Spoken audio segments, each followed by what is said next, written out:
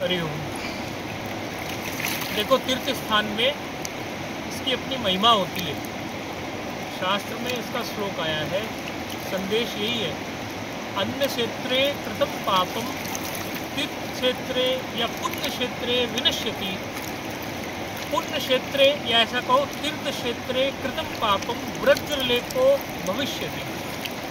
अन्य क्षेत्र में लोग पाप करके आए और वो तीर्थ क्षेत्र में रहें, पुण्य क्षेत्र में रहें, गंगा किनारे या पुरी इत्यादि, उज्जैन, हरिद्वार, इस तरह तीर्थ क्षेत्रों में रहें तो उनके पाप का वहाँ शमन हो जाता है, अर्थात पाप का नाश हो जाता है। लेकिन यदि तीर्थ क्षेत्र में रहकर ही पाप करें या तीर्थ क्षेत्र में आकर ही पाप करें, फिर वो वज्रलेप हो जाता है, वो मिटता नहीं है।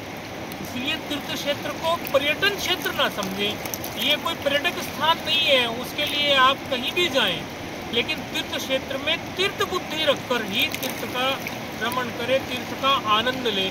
गंगा माँ पर गंदगी ना फैलाएं, इधर उधर से बोतल, कचरा, छोटी मोटी वस्तुएं, चिप्स, प्लास्टिक बोतल्स, कई बार कई ऊंचे पहाड़ तक जाके देखते हैं वहाँ भी बोतल्स पड़ी मिलती हैं। तो ये ऐसा ना करें, क्योंकि तीर्थ क्षेत्र में यदि आपने पाप किया तो बड़ा भारी पड़ेगा, बहुत भारी बनेगा। अब इस बात को यदि थोड़ा सा आयुर्वेदिक दृष्टि से समझो कि पाप नाश होता है तो उसका क्या कैसे परिणाम है, तो आयुर्वेद के अनुसार कहते हैं कि तीर्थ क्षेत्र में वात, पित्त, कफ, क्योंकि तीन ही चीजें बीमारी की जड़ होती हैं। आयुर्वेद के अनुसार तीन ही प्रकार से बीमारी जनरेट होती है, या तो वात पित्त का कॉम्बिनेशन हो, वात ज्यादा हो, पित्त ज्यादा हो। वैसे भारत में वात ज्यादा है, तो वात पित्त कफ के कॉम्बिनेशन के बिगड़ने से ही, जब ये संतुलित नहीं रहते तो बीमारी आती है।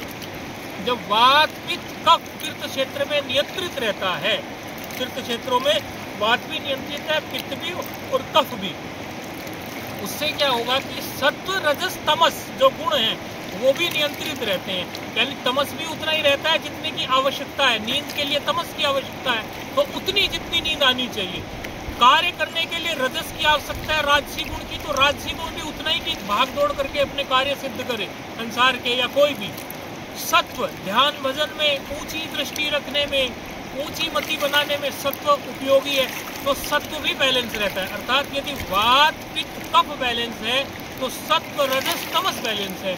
और यदि वात पित्त कफ, सत्व, रजस, तमस बैलेंस है तो आदि दैविक, आदि भौतिक, आध्यात्मिक, ये त्रिविध ताप जो है, और आदि, व्याधि, उपाधि, ये तीन उपाधियां जो है, इनसे जो है मनुष्य परे रहना शुरू हो जाता है, अर्थात वो साधक श्रेणी में आ जाता है।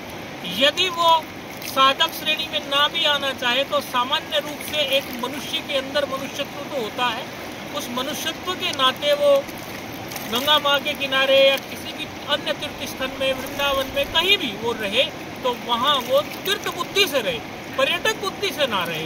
यहाँ आकर इनको हनीमून स्पॉट या उस तरह का ना बनाए कि खाली हम पिकनिक करके चले जाए, चिप्स खा के और गंगा किनारे फैला के, इस चीज से बचें। बस यही संदेश है और कुछ नहीं। नारायण नारायण नारायण।